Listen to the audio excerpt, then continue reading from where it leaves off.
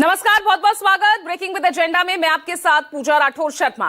उत्तर प्रदेश में बीते 2 विधानसभा चुनाव में बीजेपी अजय बनी हुई है, लेकिन लोकसभा चुनाव में समाजवादी पार्टी के प्रदर्शन ने बीजेपी को टेंशन में डाल दिया था। अखिलेश यादव का पिछड़ा, दलित और अल्पसंख्यक यानी पीडीए फॉर्मूला विधानसभा चुनाव में भी यहां रिपीट हुआ तो बीजेपी के हैट्रिक पर ब्रेक लग सकता है। अखिलेश के इसी पीडीए प्लान के खिलाफ अब सीएम योगी आदित्यनाथ हिंदुत्व का चक्रव्यूह तैयार कर रहे हैं। जाति के गणित को हिंदुत्व की लकीर से मिटाने की कोशिश यहां पर की जा रही है और हिंदुत्व की यह प्रयोगशाला फिलहाल संभल में तैयार हो चुकी है, जिस पर 2027 के चुनाव तक सियासी तीर चलते हुए नजर आ रहे हैं। अब ऐसे में यहां सवाल ये कि योगी का हिंदुत्व सेट या यूपी में पीडीए परफेक्ट। आज इसी मुद्दे पर हम चर्चा करेंगे। मेरे साथ मेरे वरिष्ठ सहयोगी सियासी मेहमान इस चर्चा का हिस्सा बनेंगे। उनका परिचय मैं आगे कराऊंगी, लेकिन उससे पहले सुनिए कि किस तरह के आरोप और प्रत्यारोप यूपी की सियासत में इसे हिंदुत्व और पीडीए पर आर पार होती नजर आ रही है।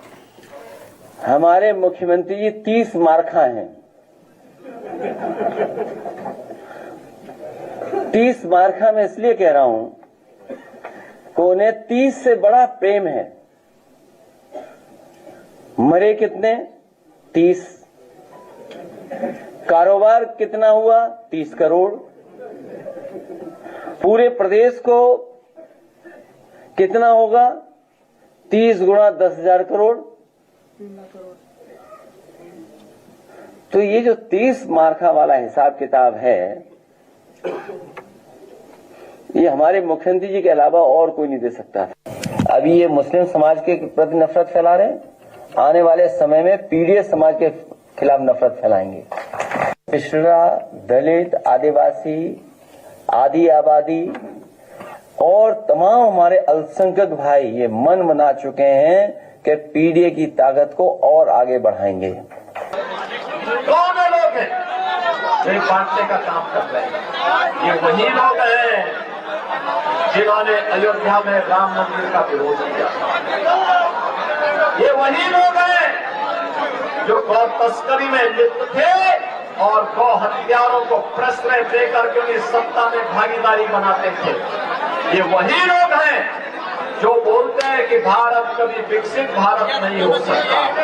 बहनों और भाइयों, इन लोगों की मंशा देश के प्रति, सनातन धर्म के प्रति जग जारी रहे।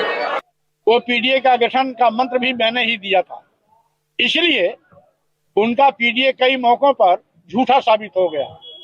वो कभी पीडीए में एक का मतलब अगड़ा जोड़ लेते हैं, कभी अल्पसंख्यक जोड़ लेते हैं, कभी अन्य जोड़ लेते हैं। इसलिए जो खुद दिग्भ्रमित है वो समाज को दिशा क्या दे पाएगा। इसीलिए मैं आज भाजपा को अगर कोई सत्ता से हटा सकता है तो अपनी जनता पार्टी अपने बलबूते पर हटाने का अभियान लेकर के चल रही है और आगे 27 में बाहर का रास्ता भी दिखाएगी।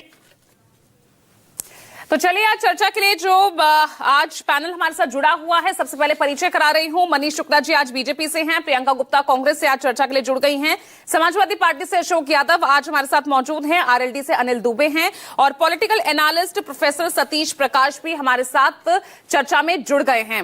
साथ ही ग्राउंड जीरो से मानस श्रीवास्तव लखनऊ से हमारे साथ लाइव जुड़ रहे हैं, कुछ ही देर में आपको यहाँ विंडो में दिखाई देंगे। और मेरे साथ मेरे वरिष्ठ सहयोगी राजीव रंजन भी, जो कि आजकल यूपी में ही मौजूद हैं, लखनऊ का माहौल यहां दर्शकों के सामने रख रहे हैं, तो उनसे यूपी की सियासत को आज समझने की कोशिश करेंगे।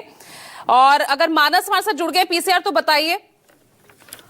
मानस हमारे साथ हैं इस वक्त लखनऊ से, क्योंकि इंपॉर्टेंट आज का दिन इसलिए है क्योंकि यहां पर बीजेपी की संगठन चुनाव की प्रक्रिया चल रही है। मानस, तो ये यूपी चुनाव के मद्देनजर, हालांकि अभी 2027 में चुनाव है, लेकिन जिस तरह से पिच तैयार कर दी गई है, कितना इंपॉर्टेंट ये हो जाता है चुनाव के मद्देनजर? यहां जिला अध्यक्षों का चुनाव होगा और फिर उसके बाद प्रदेश अध्यक्ष का चुनाव और नया प्रदेश अध्यक्ष यहां बीजेपी यूपी को मिलेगा।